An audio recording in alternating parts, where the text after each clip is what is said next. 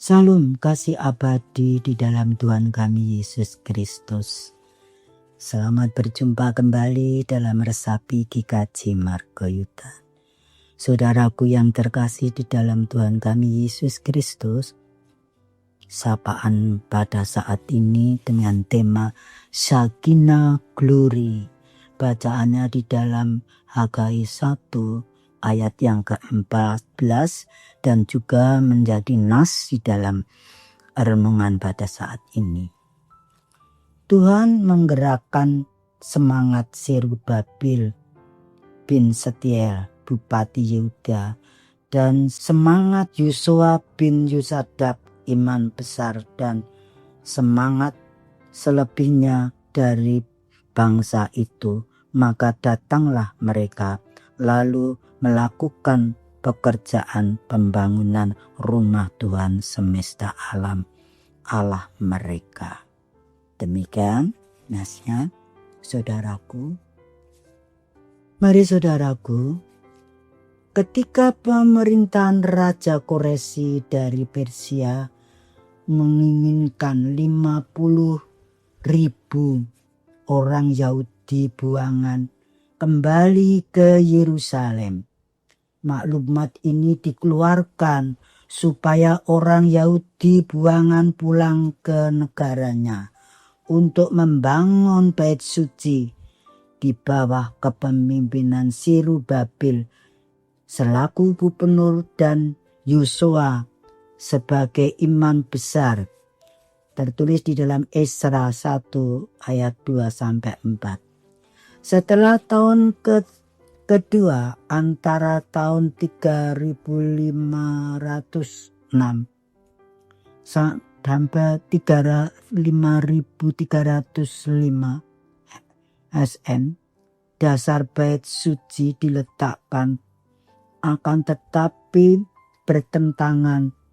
Orang Samaria menghentikan pekerjaan di bait suci itu, dan orang Yahudi menjadi acuh tak acuh secara rohani dan menghentikan selamanya 16 tahun lamanya.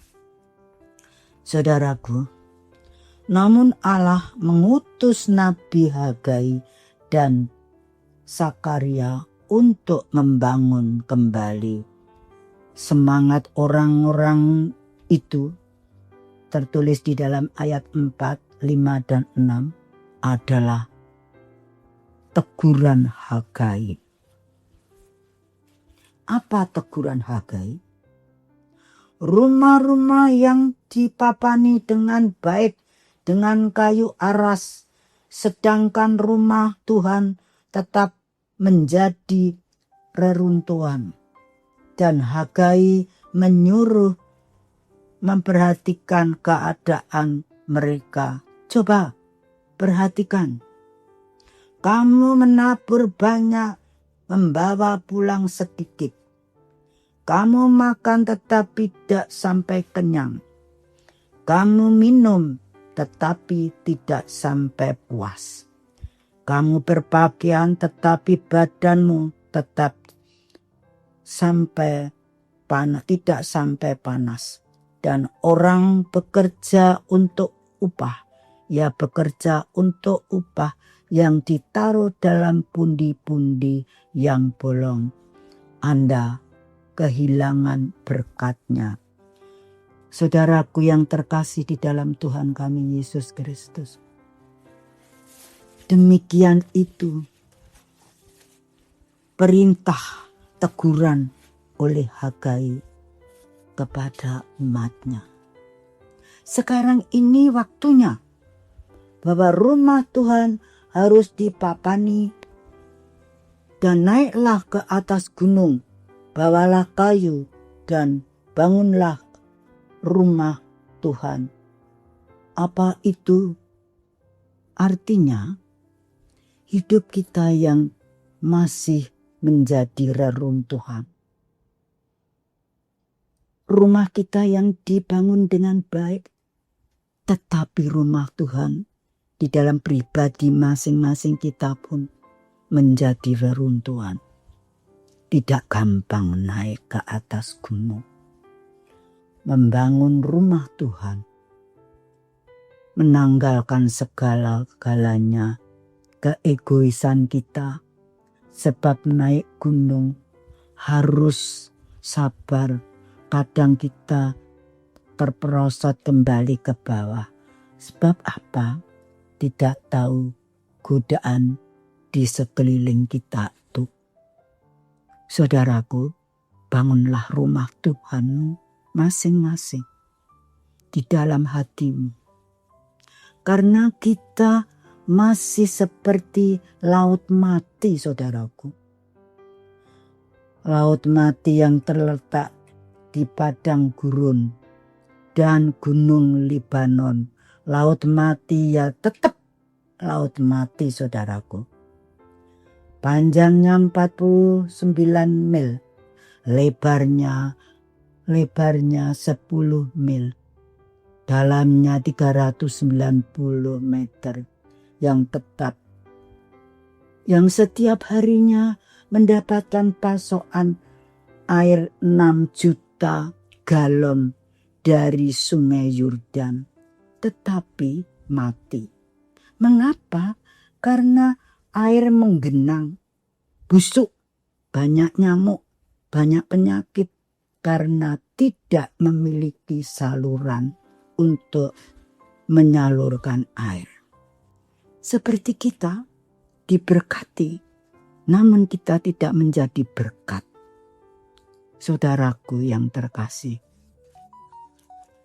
Tetapi jika kita mau naik ke gunung, menata kehidupan kita, menyendiri di sana, dan mau menata rumah Tuhan, tidak menjadi reruntuhan.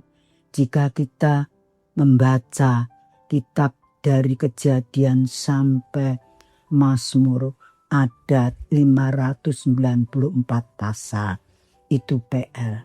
Di tengahnya itu Mazmur sampai Wahyu ada 594 pasal. Jadi 594 ditambah 594 sama dengan 1188 pasal. Mazmur 118 ayat yang ke-8. Lebih baik berlindung pada Tuhan daripada percaya kepada manusia. Di dalam hidup kita ini, 1, mempunyai hubungan yang intim dengan Tuhan, membangun rumah Tuhan. Yohanes 15 ayat yang keempat. Yang kedua, beribadah melayani dengan benar. Ibrani 12 ayat yang ke-8. Yang ketiga, carilah dulu kerajaan Allah dan kebenarannya. Matius 6 ayat 33. Saudaraku yang terkasih, marilah kita membangun rumah Tuhan kita masing-masing yang berada di dalam hati kita. Hidup kita, hati kita ini adalah bait suci. Mari kita bangun dengan baik, ya. Lalu yang keempat tadi, menjadi saluran berkat bagi yang kekurangan. Matius 25 ayat 34 sampai 46. Dan yang kelima, menjadi terang dan garam. Yesaya 60 ayat 1 sampai 3. Menjadi terang itu mempersempit kegelapan, dan kegelapan hilang. Garam, kita harus menjadi garam. Jangan sampai kita untuk digarami.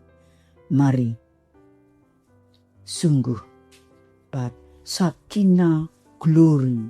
Sakinah glory Allah hadir di dalam kehidupan kita.